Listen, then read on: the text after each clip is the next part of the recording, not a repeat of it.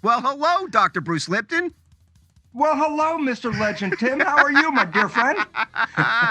What a surprise to meet you here online. Wow, what a coincidence. Like we I believe in just happened coincidence. to be here in front of the computer, and there you are. I know. Wow. I don't know. I just don't understand. I'm so excited about you being in person in Georgia.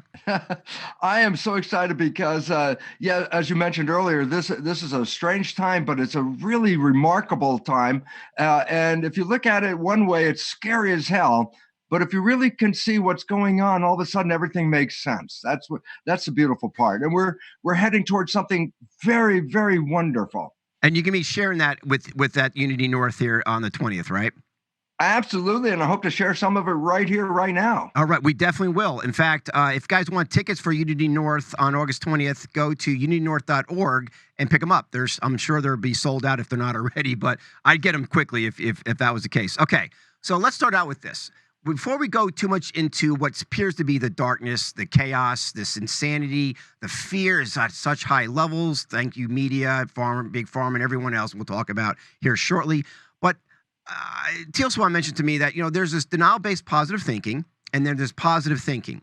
And when you're in denial-based positive thinking, it's more so fear is driving the I got to think positive. I got to think positive. I got to think positive. I think positive. The bad things are going to be attracted to me. The law of attraction, right? And then you have that state of being when you're in the knowing, right?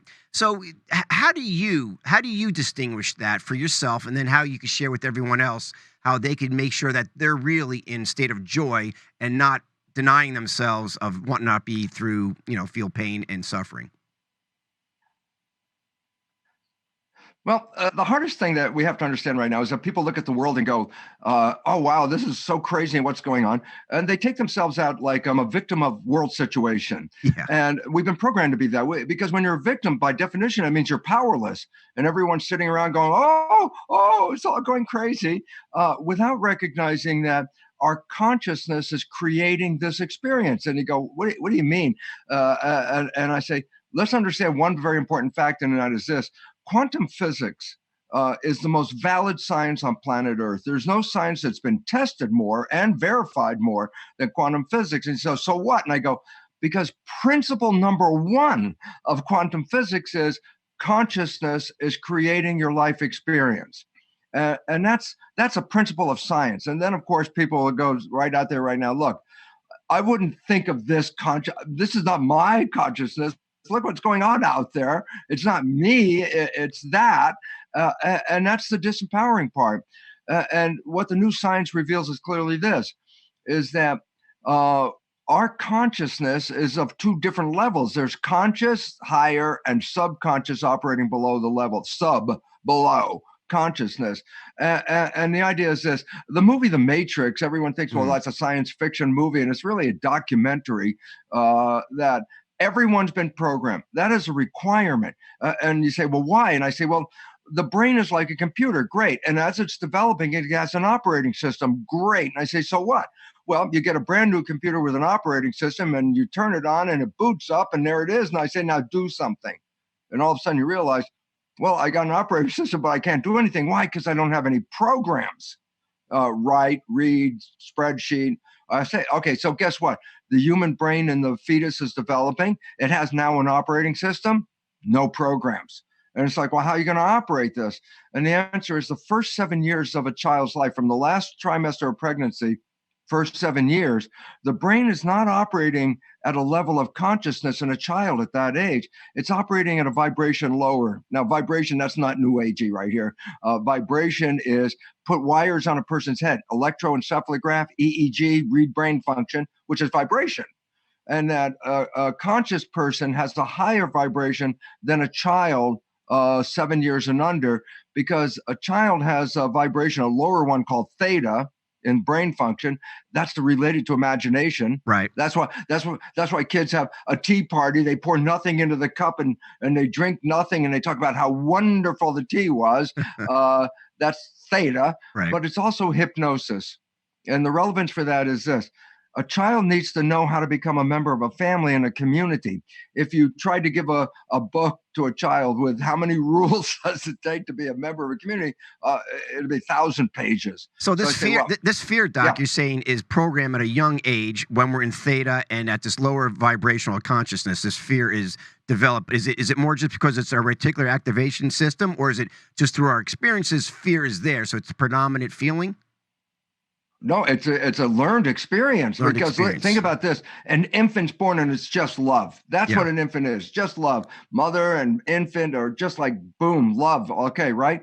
But a child doesn't know life experiences until they have an experience. So whatever is going on in the family, and this is interesting because it's whatever was going on between mother, father, and family even before birth is part of the programming of that child. So I mean, if the mother plays music every day to the fetus through the abdominal wall, Right. when the baby's born, it will know the music. It Yes. learns it. Right. Okay, Sure. and so there's learning going on, and this is where the program begins. And for the next 7 years, it learns life not by reading and studying. It learns life by just observing other people and downloading them. So theta is like a video recorder.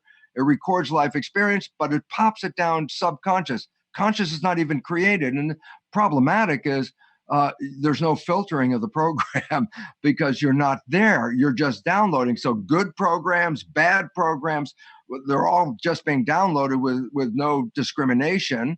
And I say, so what's the relevance of that? And I go, well, the unfortunate part is, yes, I said that there are two minds. Conscious mind, the one that we'd love to be in, because that's the creative mind, Right. wishes, desires, and all that. Subconscious mind just programmed download from other people. And it turns out when a person is thinking, where's conscious mind? When you think, I'm having a thought, is conscious mind out here or is conscious mind in there? And the answer is it's inside. So, I say, Tim, tell me what you're doing on Saturday. And as you're just sitting there right now, if it's not written in front of you, where do you find the answer? Right. Right. No, You had to go in your head. You had to go in your head. Exactly. So at that moment when you were thinking, you weren't paying attention to the outside, you were directing attention to the inside.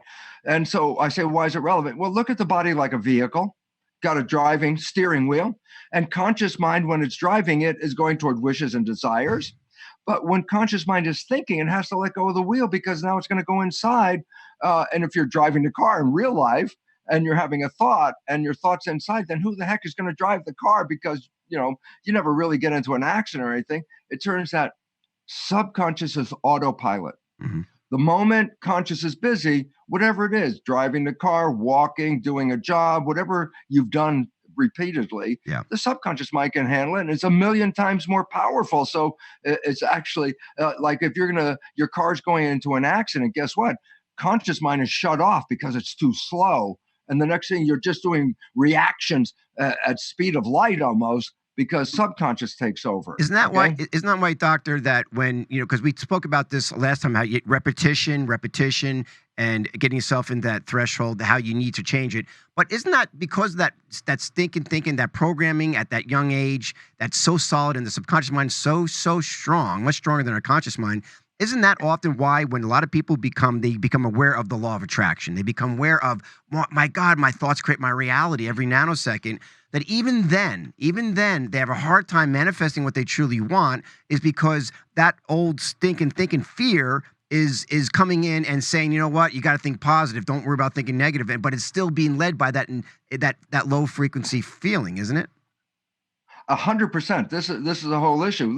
The idea is this: when the conscious mind is thinking, and here's the number. So let's give this number: 95% of the day your mind is in thought, which then by definition means 95% of the day, whatever programs you got from family and community, subconscious, that's driving your vehicle, not you. You let go of the control because you went inside and think. And so, for 32 years, I give the same story because it's like the one that explains it. Yeah. I say, you have a friend, you know your friend's behavior very, very well, and you know your friend's parent. And one day you see your friend has the same behavior as their parent. So this excites you. You gotta tell them. You go, hey, Bill, you're just like your dad. And then I say, back away from Bill. Bill's going to go ballistic. How can you compare me to my dad? I'm nothing like my dad. And people laugh a lot because that's a personal experience.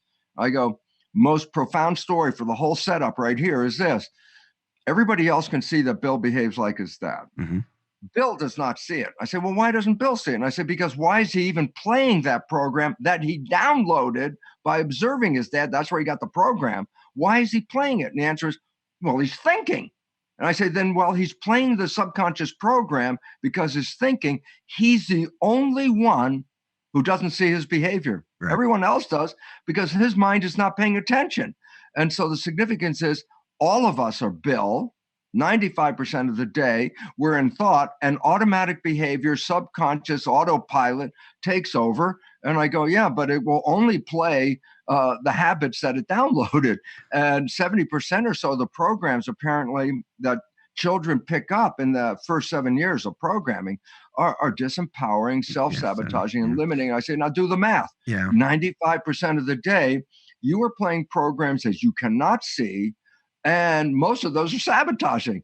I say, so what do you see? I say, you wake up in the morning with wishes and desires, conscious mind, that's what you want. You go out through the day, you come home at night beaten, and you go, oh my God, today I didn't get there. Right. I tried, I didn't get there. Yeah. And then here's where the problem comes from. Right at this moment, people go, well, I had the great wishes and desires and they didn't show up, so it's not me. It must be the universe, them, that, people here, because the individual does not see their own participation. All they see is results. This is why we give the best advice, and we can't take our own advice because we're in thought, right? We're going to take a quick break here, Doc. We come back. Let's pick up the conversation where we left off. And so we have this programming that's this negative programming, and we're dealing with this, and we're not in charge. 95% of the time, we're not in charge. We're in thought.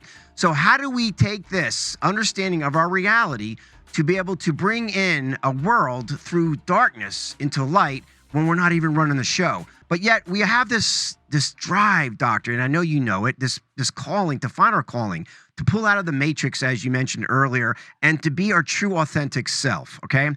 Now, if we are basically programmed to not be our true, authentic self, to 95% of our day, to be some robot that was created throughout our years of negative programming, so the question comes down to, I thought of repetition, but really, our subconscious mind, until the day we die, really be running the show. I mean, it is. I mean, there's only so much fixing up we could do to ourselves in the next, 50, 60 years, I guess, to a certain degree. So the spiritual aspect of this has to play a exponential factor involved in moving forward with our calling and our sense of why we're here. Can you speak to any of that? Yeah, well, one of the things that's really important is to recognize this is that, as we talked about, these programs are playing continuously and we don't see them. Right. And the hard part for people is, since the programming started in utero before you were born and went through age 7, are you even aware of the program? See, this is the part that's really difficult for people. Is like they didn't know they were programmed, and they say, what the heck is the program?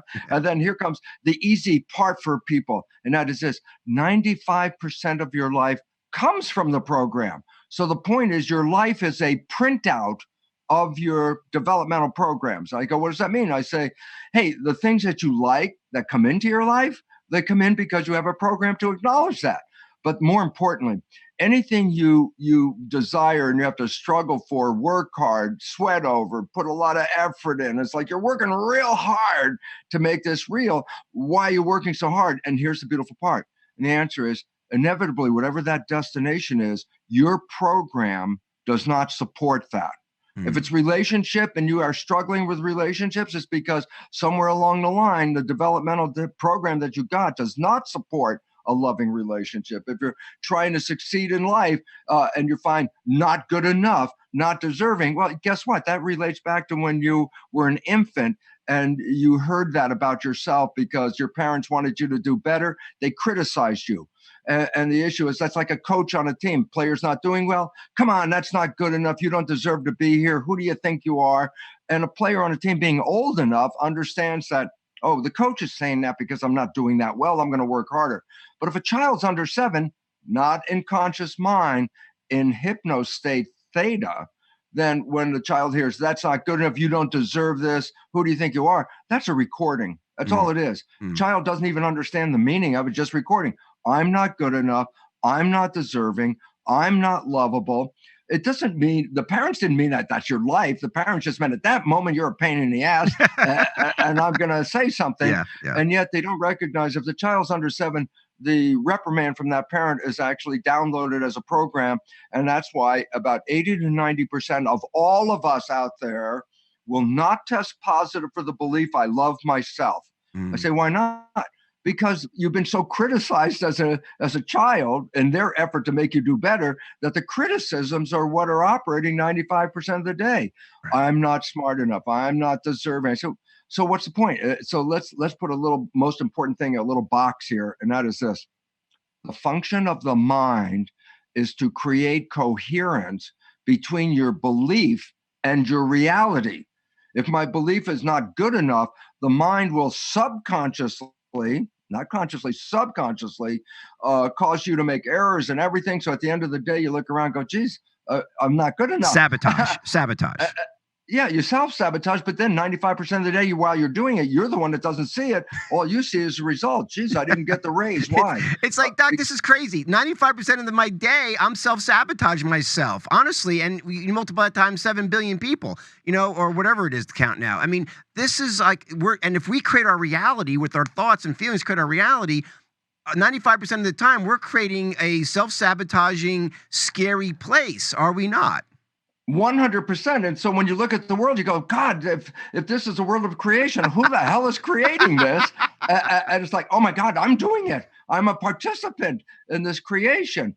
And the reality is, because we've been programmed to see that it's the outside that's doing this, we never really look inside and say, am I involved in this? Right. And the answer is quantum physics. You are creating this. So we're always pointing fingers. We're always pointing fingers at other people. Well, yeah, because if you don't, why would you sabotage yourself? Yeah. That would be the conscious mind. Makes no sense on a logic level. Yeah. And so then if somebody says, oh, you did this yourself, it's like, nah, it can't be me. I wouldn't do that. And I'm going, not in your conscious mind. You would never do that. But in your subconscious, 95% of the day, automatic program, autopilot will do that without you, knowing it. And as I said, the Matrix movie is like a documentary because in the movie, there's a time where you take a red pill. Yes. You get out of the program. And I'm going to say most people on this line right now have already taken the red pill with the most amazing results and never knew what happened. And it was this. Science has found that when you fall head over heels in love, it's the moment you stop thinking, you stay present. I mean, you've been looking for this person your whole life. Why think they're there in front of your face? So you be there, you stay present. I say, oh, you stay conscious. I say, what's the relevance? Conscious mind is creative, wishes and desires. Two people come together, their life could be blah, blah, blah, blah every day. And then they meet. And guess what? At that moment of love, they stop playing the program. And guess what? Now who's controlling life? Conscious mind. What does that have? Wishes and desires. So what the heck do you think two people who've just fallen in love have done? Created heaven on earth. And I say their life sucked every day until they fell in love. And 24 hours later, it's heaven on earth. I go, what the heck happened? The first time that people stop playing the program and stay mindful, that's the word. And all of a sudden I say, well, what happened? They manifest with their wishes and desires. Unfortunately, in a short time, thinking comes back, subconscious starts taking over. Love goes out the window. It all goes out the window because your partner never saw your negative behavior because that came from subconscious. And so you've had honeymoon with conscious wishes and desires, love. And then the first day thinking comes in and all of a sudden a bad behavior comes out. Your partner goes, who are you? Where did that come from? Because they never saw that. So that's the solution, Doc. Isn't that the solution? You got to stay in love. You just got to say love all the time. Is that the only way out through it? Yeah. But that is the answer. But then try and do it in a world that has so many demands. Yes. You can't help it. That's why the honeymoon ends, is because I would love to stay in that place. Except that now I got chores. I got to go to work. I have responsibilities. I start thinking what I'm going to be doing. And the moment you start thinking, boom, the old behavior shows up with all the negative stuff. Your partner sees that and goes, did I sign up for this? And that's when the honeymoon takes a wrong turn Yeah. baby's over at that Yeah, moment. Yeah. you almost have to match your programming with the other person you're in love with programming, so it's a little bit balanced. So you could at least you could handle it to whatever degree. But it's fascinating concept to believe that. But it's almost like you're describing, Doc, is that thoughts are a virus in a way, in a sense. To the point where it really feeds on each other and it keeps us from healing ourselves. Oh, absolutely. Because look, we're not there and we don't even see that it's unfolding. So it's very hard to stop it. And then you say, yeah, but my conscious mind's got all the knowledge. I read the books. I went to the lecture. I heard this program right here. And it's like, I know I'm creating this. Then how the hell am I still in the same place that I'm at? And the answer is because the conscious mind's only working 5% of the time. And the subconscious, as a processor of information, a million times more powerful. You mentioned that earlier. And it says, okay, take a conscious mind with 5% and with wishes and desires, and contrast it with a subconscious mind, 95%, a million times more powerful, and with vastly greater percentage of negative programs. Yeah. Who's going to win? Yeah. The answer is, obviously this is where the problem comes from. Every time, every day, and then to compound our negative programming at a younger age, now we got the media every day coming out. It's negative, negative, negative. You got the big pharma, as you're familiar with, putting in poisons, getting people unhealthy. Now you're unhealthy, you're sick. You can't think about loving relationships when you're unhealthy. You can't think about positive, happy things. You're just trying to survive, And you add on this experience that we're seeing now across the board, almost in every country, Doc. This is something that I think maybe you could share some insight on. That okay. And I'll give you my philosophy on it, and then you tell me where I'm wrong or what we need to do to expand on my philosophy, because I know you Absolutely. Is that here we are in this world right now, and it seems chaotic. I mean, you go any which direction. Politics, religions now are falling apart. There's this destabilization of countries here in the U.S., around the world. You have this chaos, unsure. You got race rioting, fighting. You got a lot of negativity going on, or at least perception of all this negativity going on, right? I believe that all this is occurring on a much higher divine level. I call it divine insanity, to really make us go within for our answers and stop going outside for our answers. What's your thoughts on that? Well, this is basically the whole bottom line to the resolution. What are we doing? How come we're here? And what is the consequence? And so let's step one step back and go like this. First of all, we are facing what is called the sixth mass extinction of life on this planet. You Wow. go, what the heck is that? And I go, 5 times in the history of this planet, life was thriving, and then some cataclysmic event occurred, and up to 90-some% of life disappeared 5 times. The last time, about 66 million years ago, the 5th mass extinction, recognize this. This world was almost like a tropical lush forest, dense, with dinosaurs and all those things. And a comet hit near Mexico, a big comet hit the Earth, and it upended the web of life. The environment got upended because of this massive collision, and the dinosaurs disappeared. 90% of life disappeared, and it started all over again, essentially. And now we're in the 6th mass extinction. Right. I go, well, okay, and here's the point that comes home. Previous mass extinctions are comet hitting the Earth, tectonic plates moving, things like that. Today, 6th mass extinction, right now, human behavior is toppling the web of life. Oh, We're wow. undermining nature. We're destroying the environment. Here's a simple fact. Number one, if you were here in 1970, and it looks like, Tim, you and I were here. Yep. I was barely, but I was here. They took a survey of how many animals were on the planet, total animal population, planet Earth. They just did the survey 2 years ago, and 63% of that population has disappeared. We have only 1/3 the number of animals that were here just in 1970. And that's, again, human problems in creating this tissue. That we also know this. In Germany, they were doing a survey of insects for the last 27 years, and they found that today the insect population is down 75% in Germany. And you go, so who cares about the insects? I say, well, you want to eat food? How about some bees? You need some bees out there, you know?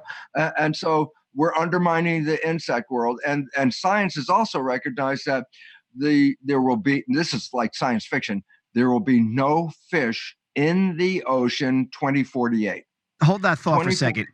You're saying there'll be no fish in the ocean by 2048. That is unbelievable scary, because I know the bees are disappearing right now. Doc, we can take another quick break here. When we get back, let's pick up on that too, of the sixth extinction going on right now because of the human mind and thought process of how we're not in charge of what we're doing. And we'll get into our solutions, guys, to what we can do. And the good doctor will share with us things that we can do within ourselves to help make sure that we don't basically eliminate the world as it is today. But I have to say, though, you know, Doc, and I'll tell you now, because I know I mentioned it maybe the first show I had you on, is that you really were the inspiration of this whole network.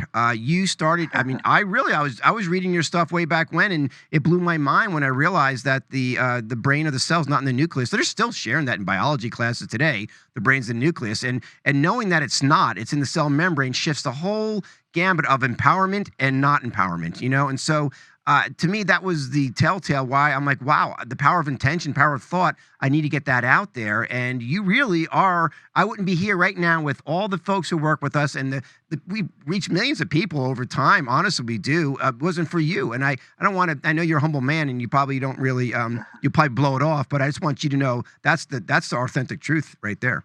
So guys, we were talking to Dr. Bruce Lipton about, you want to say something? Go ahead. Yeah, because the whole idea is this. It's not so much the information, it's activation of the information that makes all the difference in the world. Information's been available, but it takes people like you to say, wait, I got to stop doing this and start doing this. And that's when people have the power to take over control of their life. And what you're doing then is illustrating to people is like, no, there's another way to do it. Yes, absolutely. So we're talking about the extinction, the sixth extinction. I'm so glad I don't remember any of them except maybe the one coming up now. But what's the beautiful part about it, and I think you're alluding to this too, Doctor, is that that all of a sudden now we're realizing this through quantum physics, through spiritual understanding, that we're much more powerful beings. They're much more than just this three-dimensional, limited bandwidth reality that we call the world, right? There's something beyond the veil. But this thoughts and feelings that you've been discussing is actually creating our reality. So if we could create a reality for destruction, that means we could also create a reality for heaven as earth. Is that not true? 100%. And this is where the chaos that we're in right now is, let's just, you use the word chaos before. So some people think chaos is random. I said, no.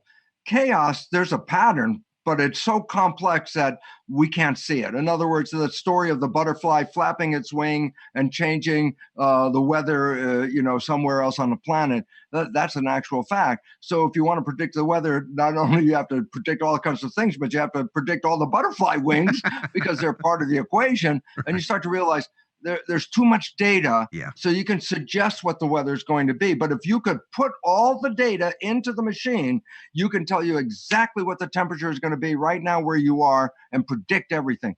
And so I say, what's the difference, random and chaos? Random means it's random. Who knows what the heck is going to happen? Chaos says, while you may not see because of too much information what's going on, there's a pattern and it's unfolding. So when you say that we're in a state of chaos, the answer is yes, we are. As I mentioned, a butterfly comes from a caterpillar. A caterpillar then turns into a butterfly. I say, yeah, but it doesn't instantly turn in. There's something in the middle between the caterpillar and the butterfly. I say, oh, that's where the pupa, the chrysalis of the butterfly is forming. I said, well, what's happening? I say, first of all, the caterpillar is a voracious eater. It will strip a tree down or bushes down and everything. Oh, that's just like us. Caterpillars in human civilization are totally voracious, but they push it. They get to the end. They got all the darn leaves off the tree. Now what? Then they form a chrysalis. And the inside, the caterpillar is transforming into a butterfly. I say, then what's happening? I say, if you open up that chrysalis, it's a mess inside. You see all kinds of things breaking down and stuff, but some things are building up. So it's not an accident what's going down. Caterpillar structure breaking down, butterfly structure coming up. In the middle, what the heck is going on? It looks random, not random. There's a plan. Every cell is going somewhere. So when I say, where are we now? We're between the caterpillar phase of human civilization and the butterfly phase. The butterfly is light touch, man. It doesn't hit the planet at all, really. Okay. And yet in the middle is chaos. I say, so what does it represent? I say, look out your window. That's chaos.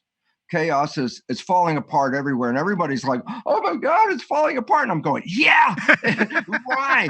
Because if it doesn't fall apart, mass extinction is happening now. It's not 1,000 years from now. It's in your life or your child's life. This whole thing's going upside down. So what's the point? The chaos we're in is representing the breakdown of a system, but simultaneously, you, Tim, your followers, the community, they represent what? People that are building up something new. Absolutely. And so you're seeing chaos because one is coming down and you're not really seeing the new one coming up, but it's coming up simultaneously. And this is profoundly important because all of the listeners out here right now, they have a choice. Do you want to participate in the one coming down, scary world? Or do you want to participate in the one building up, beautiful world? Doc, how can that happen, though? How can that happen if 95% of our brain we're self-sabotaging? I mean, is there another variable that we're not taking into account here? Yes, consciousness can learn, but consciousness has to learn in a different way than we've ever thought. And this is the problem of taking a life that has bad programming with, oh, my life is so, and I'm saying, you want to make a good one. I say, well, yeah, but you have to know how to program. And it's frustrating for people because they think, well, if I just read the self-help book, I'm going to know. And I go, you can read the self-help book because the creative conscious mind understands. But the subconscious doesn't learn that way. So all that brilliant education you got from reading the books and going to lecture, I go, that's conscious mind, 5% of the day, which means, great, you read the book, but your life isn't going to change because you need to change the subconscious. And it has a different way of learning. And when you understand that, you can rewrite it. And let me tell you the beautiful part. This is what's the result. If you took the wishes and desires that you hold in your conscious mind and make them programs in the subconscious mind, then that would mean 95% of the day, you're not even paying attention. And your subconscious mind, what? Coherence between the belief and the program, a belief of heaven on earth will lead to behaviors that will manifest heaven on earth. But if you have the unfortunate misprogramming that we all essentially came with, heaven on earth is like a wish, but it's hard to get there. And so basically it's downloading. So, okay, you blew my mind. This let me rephrase what you're saying here. Yeah. So basically we're in between a caterpillar and the chaos between the caterpillar and the butterfly. Humanity is. And you're saying the best way to see where consciousness is presently is to look outside the window because that's the reality that we're creating. So every one of those souls out there, such as myself, such as you, such as all the people listening to the show right now, are literally saying to themselves, I want a heaven as earth. I don't want to. We got a call coming in. Oh, sorry. I think that's your phone there, Doc. I think we have a whole sense of consciousness is a reflection outside, right? And as this reflection is coming outside, we're seeing this. So we don't know which way we're going to go. Other than it's so important that there are people like you and I and everyone else out there listening, making sure that we try to make our conscious belief into our subconscious belief, so we can then change the world. This is the only way out. There's no other way out, is it? Is this divinity too? Is this what you call spiritual divinity? Yeah, this is to wake up to who you really are. Because if you've been programmed to believe you're a victim and the function of the mind is to take programs and make it real, then we've all been victims around here. Absolutely. And the simple reality is, okay, we need to change this programming to, no, I'm the creator. Then I say, oh, if you are, then what the heck do you want to create? Because it's not in your program. Right. And if you put that creation into your program, and here's the truth, unconsciously, you will manifest the program. I said, what, you mean if I put wishes and desires in my subconscious, I will automatically manifest them? The answer is yes. Okay. But you won't manifest them with the programs you got now. Apparently not. And this is why what you're doing and sharing and teaching is so critical for people to understand how they can reprogram or program a new neural pathway for your subconscious beliefs to create that world, that heaven on earth. However, with what we're saying too, I just think it's fascinating is that here we are in this perceived darkness. We're in this transition period of time, right? And yes. And every thought, every feeling we have, we really need to look at ourselves within, right? At the same time, we have this this element of like you have all these old religious programs where guilt, shame, all these things are old subconscious programming, and politics now, the divide and conquer. These are the old programs that you're referring to that are reflective from what was in our subconscious mind before. And as they break down, because I see them breaking down, I see religions breaking down, I see politics breaking down. This is a good thing you're saying, because now it's allowing the new program to come in place, which is more of a loving, higher frequency sense of vibration. Look, the famous old phrase, knowledge is power. Right. And then I'm going to go the other way. A lack of knowledge is a lack of power, or a misperception as knowledge is a misperception is a lack of power. And we have been led to believe that we're victims of our genes. That's the first big one, because it basically says, oh my God, I can't control my life. These genes are controlling my life. That's called genetics. And the new science, epigenetics, epi means above. So when I say, oh, the old story, your life is under genetic control, controlled by genes. And you got your genes, you didn't pick them as far as you know, you can't change them, you don't like them, tough luck. And they turn on and off by themselves. So all of a sudden that takes you out of the picture. Cancer happened to me. I didn't have anything to do with it. It's like, there is no cancer gene, so there's a big problem. But the issue is this. That's the old belief of disempowerment, that my life is controlled by genes. Yes. The new science, epigenetic control, epi means above. So epigenetic control translates simply as control above the genes. I say, well, what's controlling genes? Consciousness is controlling your genes. If you believe you're going to get cancer, what's the function of the mind? To manifest the coherence between your belief and your reality. You generate cancer, guess what? You don't need to even have it in your lineage. 90% of people with cancer don't even have it in their family. It's like, where the heck did it show up? It wasn't the genes. It's living out of harmony with life. Disease is disharmony in your life. And less than 10%, and presumably near 1% of disease is associated with genes. But then I say, so, okay, fine, 1%. The 99% of the people that have health issues, and we attribute, oh, the genes did this, like false. Consciousness did this. Why? Change your consciousness, the disease will disappear. Whether it's cancer, diabetes, cardiovascular disease, even Alzheimer's can change when you stop buying the belief that, oh, I'm a victim of things and I have no control, because the function of the mind, if I believe I'm a victim, I will manifest behavior to prove I'm a victim. Let's put this to the test. We get back from break here again, Bruce. Let's put this to the test. I'm going to rattle off a few of humanity problems right now going on in the world. How can subconscious programming solve these problems and bring us to a point of that frequency being leveled up, so that other lower frequency just kind of fades away into the night. All right, guys, Yes. We're talking to Dr. Bruce Lipton. Yes, finally. Talking about the darkness of humanity, what we got to go through now, and how it's a beautiful thing. It's not a scary thing. It may seem scary, but it's an exciting time to be alive, because we are turning into the butterfly. Come on, we're almost there. You know, a lot of these religions, and power and the politics, we hand our power over to others. Even doctors, even such doctors, not so much as you're a biologist, but say our doctors, we go get healed, we give them the power. And you're saying the whole time, if we fine tune our subconscious mind, we could actually heal ourselves. We take our power back all the time. And so we have these old programs, and one of the programs right now is going on is the politics. The politics is the divide and conquer. How can reprogramming ourselves eliminate this politics of the black against the white, and the now it's gender battles. I mean, now it's the gay against the straight, or it's the kid against the parent, or whatever it may be. It's getting crazy. Well, it absolutely is. And the idea is this: divide and conquer. Separated, because here's a very important fact that will open it up, and it goes like this.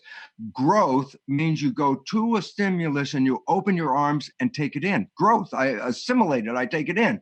I say, what about protection? I go, oh, you go away from the stimulus and you close yourself down. I say, what's the point? I say, can you be in growth and protection at the same time? And the answer is no. You can't be open and closed at the same time. You can't go forward and backward at the same time. So if you put people into fear, it shuts down their growth, and it interferes with the immune system. And then look at the healthcare crisis on this planet. Why? Because the fear is generated all over the place, which disempowers your biology. And so the stress hormones, cortisol, shut down the growth, and that puts you in a precarious position. Growth doesn't mean like going from child to adult. It says if you're made out of 50 trillion cells, which you are, and you're losing hundreds of billions of cells. I mean, we've lost millions of cells just having this fun conversation right now. And I say, yeah, but how many days can you go without with losing that many cells? I go, well, not too long, you will die. I say, so what keeps us alive? I say stem cells. And I say stem cells, cover for us, okay? But if you are in fear, you shut down the growth mechanism, and every day you're losing cells, not replacing them. When you're in fear, you're open up, and the immune system, which uses a lot of energy. If you're being chased by a saber-toothed tiger, who cares about a bacterial infection? If the tiger gets you, the bacteria is meaningless at that moment. So in fear, you shut off the immune system, which uses a lot of energy. Get ready for fight or flight. So I said, you shut down growth, you shut down the immune system, and hence this rapid rise in health issues across the planet. No matter how much money we put into healing, the health crisis is getting worse all the time because it's stress. And then let me add the last one, and this is where it returns, and it goes like this. When you're in stress, I said, how does growth shut off? I said, because stress hormones cause the blood vessels in the gut to shut. And I say, well, what does that mean? He said, well, it pushes the blood to the arms and legs where I'm going to use that to run away. So I don't need the growth. I need to run away. But so I shut down with the blood vessels. And you can feel that butterflies in the stomach when you get nervous. Right. The fluttering is actually the blood vessel shutting down. But here comes the big one. I call it insult to injury. You just injured yourself with this cortisol. But guess what? In a reaction response, as we mentioned just previously, conscious is too slow to respond to immediate needs. So the stress hormones squeeze the blood vessels in the consciousness shut, but that pushes the blood to the hindbrain where reaction occurs. No thinking, reaction. So what's the relevance? The more stress you put the population in, the less intelligent they become. And the less intelligent they become, and the more they're reactive they become, they'll look for somebody else to fix the problem. Holy God, the thing's going out of control. You can have the power. And it's like, oh my God, who do we give the power to? And then all of a sudden you see, we gave up power. We lost our conscious creativity in a state of fear. And the more fear you're in, the more you will elect a leader that says, I'll beat the hell out of the other guy. It's like, huh? So, your point's so important, what you just said. And so let's spend a minute on that too, because here it is. We have this world. I mean, it's like your subconscious mind. It's in charge of everything, and it's negatively programmed. Just like outside of the world. Right now, we're being every day inundated with glyphosate in our food, our sodium fluoride in our water. We have the vaccines that are being poisonous. We have chemtrail. We have metals falling from the sky every day, causing all types of problems with our body and our land and our trees.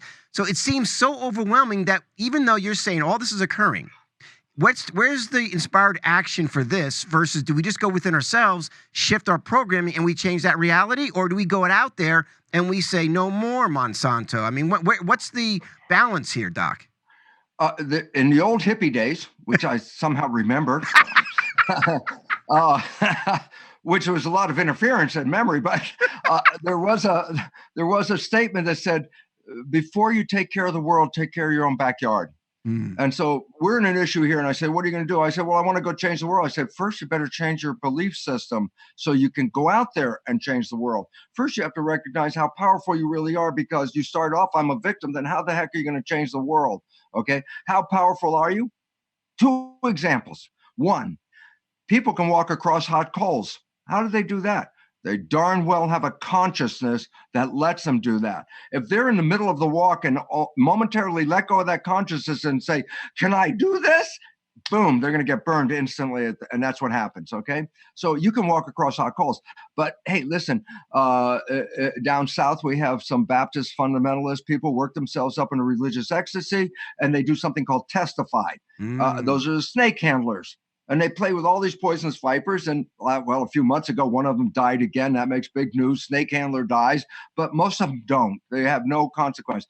That's not even the one I want to talk about. I want to talk about some of them testify, meaning God protects me, doing no matter how stupid thing I can think of, such as drink strychnine poison. and they can drink strychnine poison with the belief that God will protect me, unshakable. And don't do this with 99% belief. You need like the 100%. Right. I say, what's the relevance? You can drink strychnine poison and have no harmful effects. I go, how powerful are you? And the answer is you are creating. And if you believe you can drink the strychnine, even if you think God did it. Yeah. Gurus do it all the time. They'll take poison or create a tumor and then dissolve the tumor. I've seen studies on that too, particularly what you're saying. It's very valid. Spontaneous remission. It was a change of belief. Once two people go to the doctor, get the same diagnosis. One says, oh my God, I'm going to die in 3 months because the doctor said so. And they go home, and what's their everyday fear?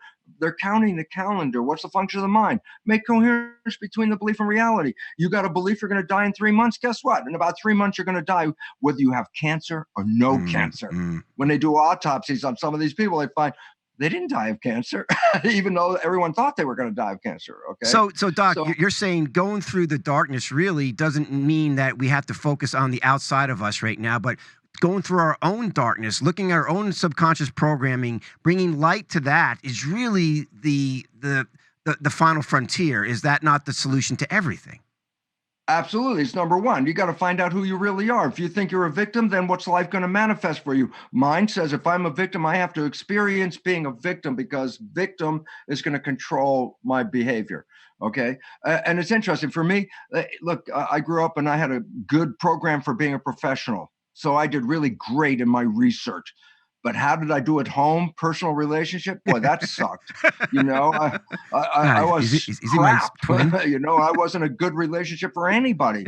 But I first had to learn to love myself, which I said 80 to 90% of the 80 to 90% will not test positive for that. First, I had to learn I love myself. Then I changed my relationship. Then what did I do? I reprogrammed my consciousness with what? Wishes and desires. What's that?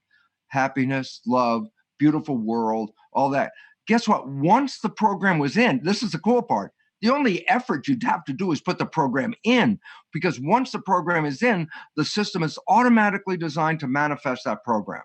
And fortunately, I met my beautiful partner, Margaret. Together, we recognized when a bad program came up and we experienced something like, oh my God, who are you, Bruce? And I was like, what?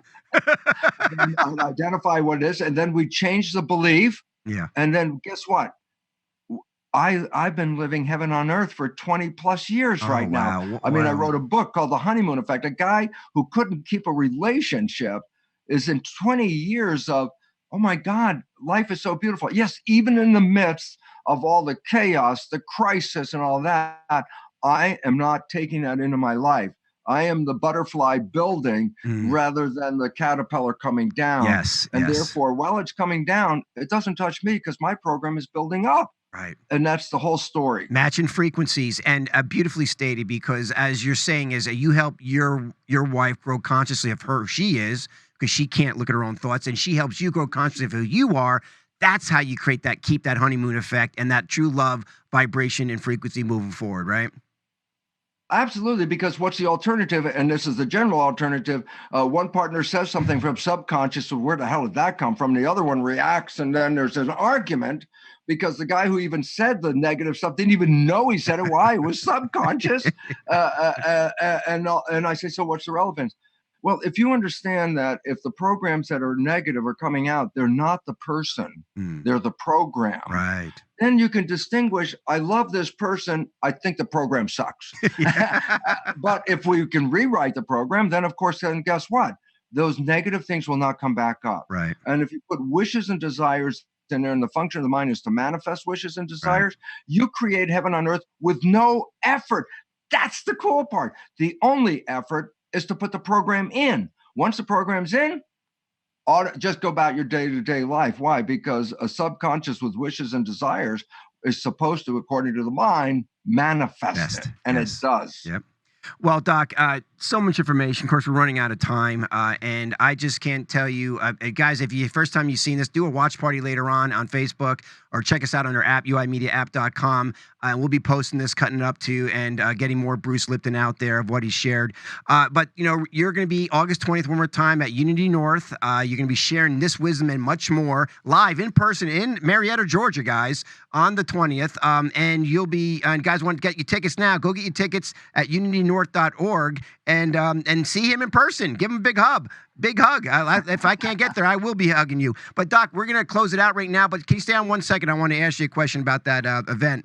So, guys, listen. I hope you enjoyed the show. This is incredible information. Please share this with everyone you can. There's a humanity that we're here for exciting times. It's not going to be the end. This is the beginning. Be the butterfly, not the caterpillar going down, but the butterfly going up. It's your choice right now. You make it. Make it right now. Stay tuned, guys. We'll see you then. Take care. Adios.